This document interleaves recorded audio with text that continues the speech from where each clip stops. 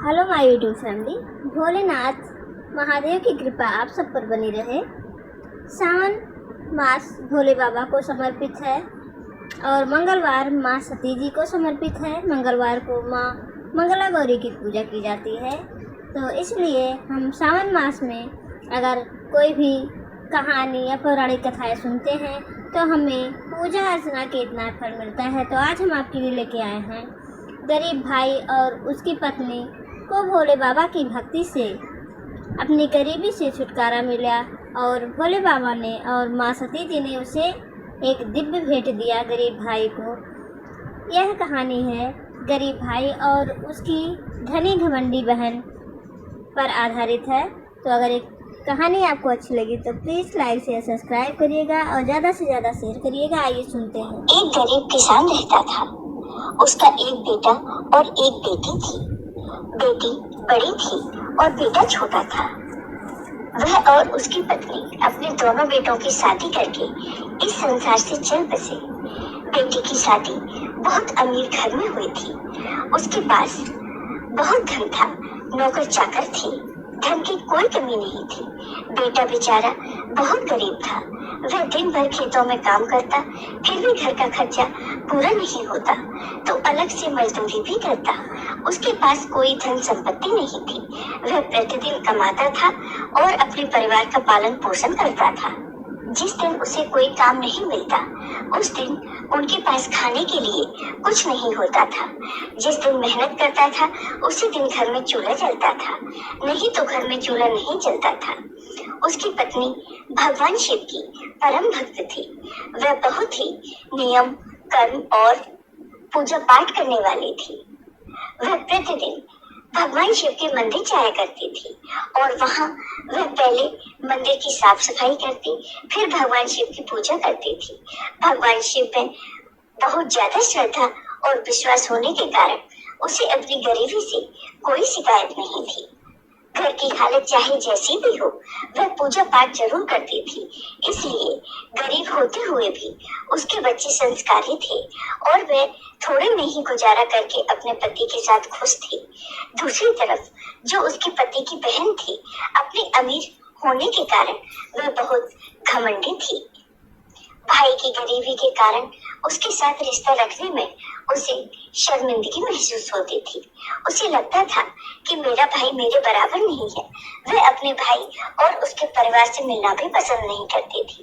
एक बार बहन की ननद की शादी थी। उसने अपने सभी रिश्तेदारों को शादी के लिए आमंत्रित किया, लेकिन अपने भाई की गरीबी के कारण उसको नहीं बुलाया। भाई को जब इस शादी के बारे में किसी और से पता चला तो उसे अच्छा नहीं लगा, परंतु उसने अपनी पत्नी से झूठ बोल दिया कि मेरी बहन की ननद की शादी है, मुझे उसमें जाना है। तब उसकी पत्नी ने कहा, तुम्हारी बहन ने बुलावा तो भेजा नहीं है और न कोई आमंत्रण आया है कि हमें निमंत्रित किया गया हो।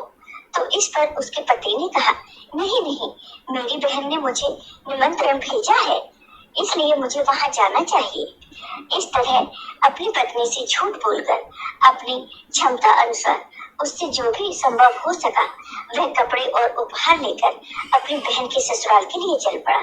जब वह अपनी बहन के ससुराल पहुंचा तो उस पर किसी की नजर नहीं गई, परंतु जो उसकी अमीर और घमंडी बहन थी उसने उसे खिड़की से देख लिया कि उसका भाई आया है, लेकिन वह उसे देखकर पीछे हट गई और सोचने लगी कि मैंने तो भाई को शादी में बुलाया ही नहीं, फिर भी आ गया है। उसे भाई को अपने घर देखकर अच्छा नहीं लगा। तभी उसकी देवरानी ने उसके भाई को देख लिया और वह दौड़ी दौड़ी अपनी जेठानी के पास गई और उसे कहने लगी, दीदी तुम्हारा भाई आया है। तब वह अपनी देवरानी से कहने लगी कि द्वार पर मेरे जेठ ससुर बैठे हैं, इसलिए मैं नहीं जा सकती, मुझे उनसे शर्म लगती है। तुम मुझे यह बताओ कि मेरे भाई का भेष कैसा है और वह क्या लेकर आया है। तब उसकी देवरानी कहने लगी, दीदी तुम्हारे भाई ने तो बहुत ही मैले कपड़े पहने हुए हैं जो जगह जगह से घिसे हुए हैं। उनके हाथ में एक थैला भी है जिसमें उन्होंने कुछ रखा हुआ है। यह सुनकर उसकी बहन ने कहा कि तुम जाओ और मेरे भाई को पीछे के दरवाजे से घर के अंदर भेज दो। अब उसकी देवरानी गई और उसके भाई को पीछे के दरवाजे से अंदर भेज दिया।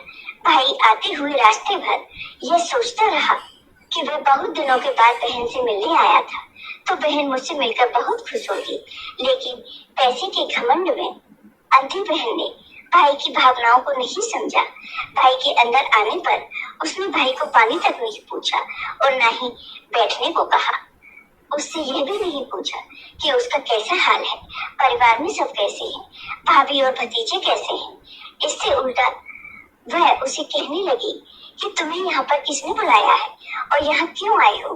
वह भाई को ताने मारने लगी और कहने लगी कि तुम इस फटीचे हाल में मेरे यहाँ आए हो, यहाँ आकर तुमने मेरी सारी इज्जत खराब कर दी। तब भाई कहने लगा, बहन मेरा तुमसे मिलने को बड़ा मन था, लेकिन मुझे नहीं पता था कि तुम मुझे देखकर खुश नहीं होगी। बहन कहती है, ठीक है, अब तुम आ ही गए हो तो मेरे साथ आओ। यह कहकर वह अपने भाई को एक कमरे में ले जाती है और उस कमरे में उसे बंद कर देती है और कहती है कि जब तक मैं ना कहूँ तुम इस कमरे से बाहर नहीं निकलना।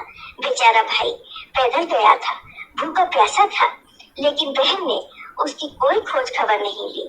धीरे धीरे 2 दिन बीत गए। बहन ने दरवाजा नहीं खोला। शादी में काफी रिश्तेदार आए हुए थे और घर मेहमानों से भरा हुआ था। मेहमान तरह तरह के भोजन पकवान खा रहे थे, लेकिन कमरे के अंदर भाई बेचारा भूख प्यास से तड़प रहा था। जब उससे रहा नहीं गया तो उसने दरवाजे को बजाना शुरू कर दिया। दरवाजा थपथपाने की आवाज सुनकर उसकी बहन के भांजे की बहू ने दरवाजा खोल दिया और वे बिना अपनी बहन से मिले और बिना किसी को कुछ बताए चुपचाप पीछे के रास्ते से बाहर निकल गया। वह समझ चुका था कि उसकी बहन उससे मिलना नहीं चाहती और न ही वह उसके साथ भाई बहन का रिश्ता निभाना चाहती है। उसे तो अपने पैसे का बहुत घमंड है, इसलिए वह गरीब भाई की इज्जत नहीं करना चाहती। भाई बेचारा 2 दिन से भूखा प्यासा था। उसी हालत में वह वहां से निकलकर अपने घर की ओर चल दिया, लेकिन भूखा प्यासा होने के कारण रास्ते में जाते हुए उसके पैर लड़खड़ाने लगे। चलते चलते वह बीच बीच में बैठ जाता और फिर चल पड़ता। ऐसा करते करते वह आधे रास्ते आ गया और भूख प्यास के चलते अब वह बिल्कुल अधमरासा हो गया था। अंत में जब उससे सहन नहीं हुआ तो वह बेहोश होकर गिर पड़ा। अपने भक्तों का हमेशा ध्यान रखने वाले भगवान शिव और माँ पार्वती यह सारा दृश्य देख रही थी। माँ पार्वती ने कहा कि यह तो बेहोश हो गया है। तब माँ पार्वती ने भगवान शिव से कहा कि इसकी पत्नी हमारी भक्त है, हमारी पूजा अर्चना करती है, हमारी पूजा के बिना भोजन भी नहीं करती। यह भूखा प्यासा है, भोजन पानी के बिना तो यह मर जाएगा। हमें इसकी मदद करनी पड़ेगी। अगर हम इसकी मदद नहीं करेंगे तो कौन करेगा? भगवान शिव ने कहा, देवी आप चिंता मत कीजिए, हम उसके पास जाते हैं। भगवान शिव ने साधु का रूप धारण कर लिया और माता पार्वती ने एक बूढ़ी औरत का रूप धारण कर लिया।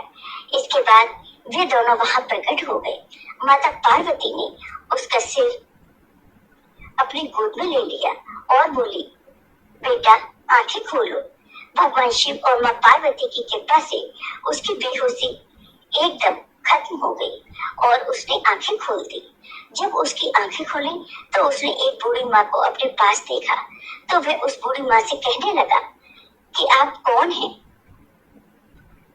तब वह बूढ़ी माँ कहने लगी कि मैं इसी जंगल में रहती हूँ। जब मैंने तुम्हें गिरते हुए देखा तो मैं तुम्हारे पास चली आई और उससे बोली कि बताओ तुम्हें क्या परेशानी है। बूढ़ी माँ के इतना कहते ही वह बेचारा फूट फूट कर रोने लगा। माता पार्वती ने उससे पूछा, बेटा क्या हुआ, तुम रो क्यों रही हो? तब वह माता से कहने लगा, मैं अपनी बहन से बहुत प्यार करता हूँ। मेरी बहन की ननद की शादी थी, उसने मुझे शादी में नहीं बुलाया, लेकिन मैंने भाई होने के नाते जरूरी समझा। मैंने जैसे तैसे किसी से पैसे उधार लेकर जो भी मुझसे संभव हो सका वह लेकर मैं अपनी बहन के घर गया, लेकिन मेरी बहन ने मेरे साथ कैसा व्यवहार किया मैं किसी को बता भी नहीं सकता।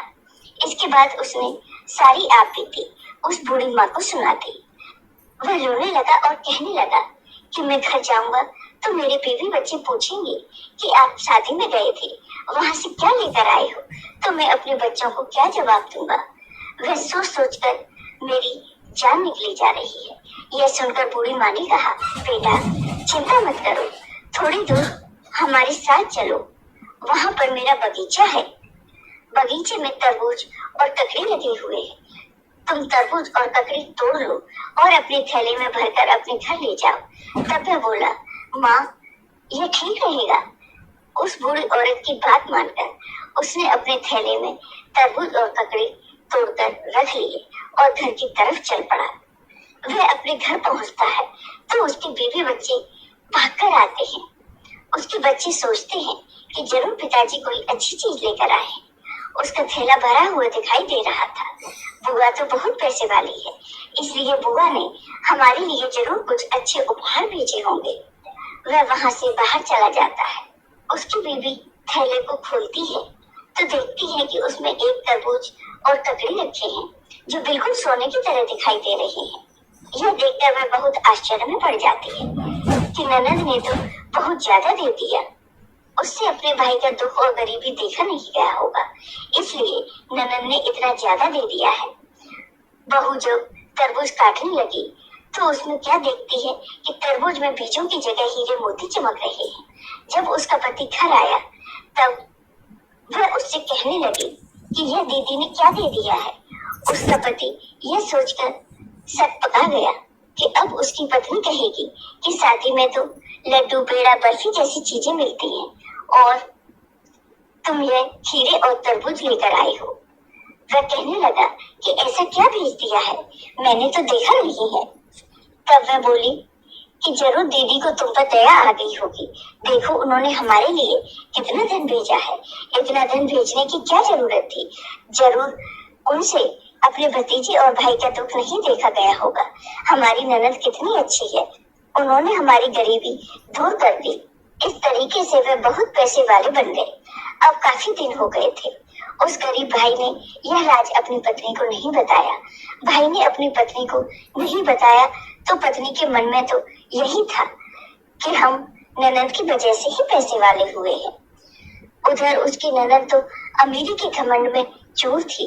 उसने कभी यह जानने की कोशिश भी नहीं की कि मेरा भाई मुझसे बिना मिले भूखा प्यासा यहाँ से गया है, वह कैसी हालत में होगा। उससे तो उसे कोई लेना देना नहीं था। उधर भाई की पत्नी उस पर जोर देकर कहने लगी कि जब हमारी दीदी ने हमारे लिए इतना किया है तो तुम्हारी बहन जब तुम्हें इतना चाहती है तो तुम जाओ और उसे कुछ दिन के लिए यहाँ लेकर आ जाओ। वह भी कुछ दिन अपने मायके घूम जाएगी। तब उसका भाई कहने लगा, ठीक है मैं अपनी बहन को लेने जाऊंगा।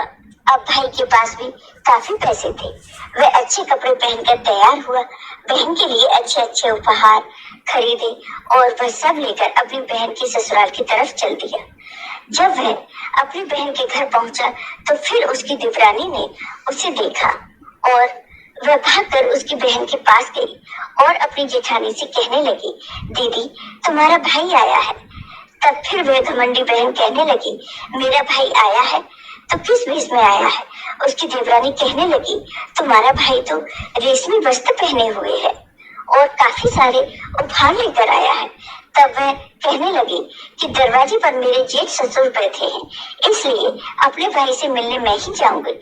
वह दरवाजे पर आती है और भैया भैया कहकर अपने भाई को घर के अंदर ले जाती है और उसका आदर सत्कार करती है। यह देखकर उसका भाई सोचने लगा कि बहन में कितना बदलाव आ गया है। जब मेरे पास कुछ नहीं था तो बहन ने मुझे पानी तक भी नहीं पूछा और आज मेरे पास धन दौलत है तो मेरी वह कितनी खातिरदारी कर रही है। लेकिन उसने वह सब मन में ही रखा। फिर वह अपनी बहन से बोला, बहन तेरी भाभी बहुत जिद कर रही है और कुछ दिन के लिए तुझे वह बुला रही है। तब बहन बोली, हाँ भाई मुझे भी अपने मायके गए हुए बहुत दिन हो गए हैं, मैं भी चलने के लिए तैयार हूँ। वह मायके जाने के लिए तैयारी करने लगती है। जब घमंडी बहन अपने भाई के घर आती है तो अपने भाई का घर परिवार और उसकी शान शौकत देखकर उसकी आंखें फटी की फटी रह जाती हैं। उसकी भाभी उसका बहुत आदर सत्कार करती है और बहुत सेवा करती है, क्योंकि उसे तो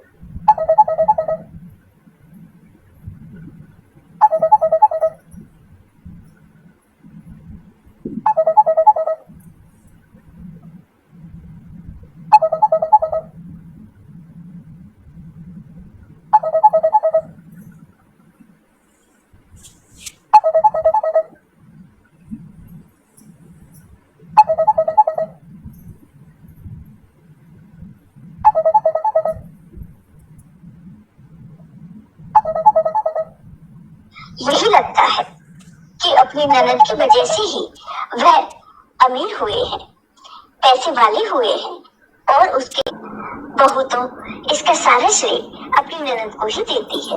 वह मन से यह मानती है कि मेरी इस ननद ने हमारी मदद की है, इसी ने हमें सोने के तरबूज और हीरे मोती भेजे हैं।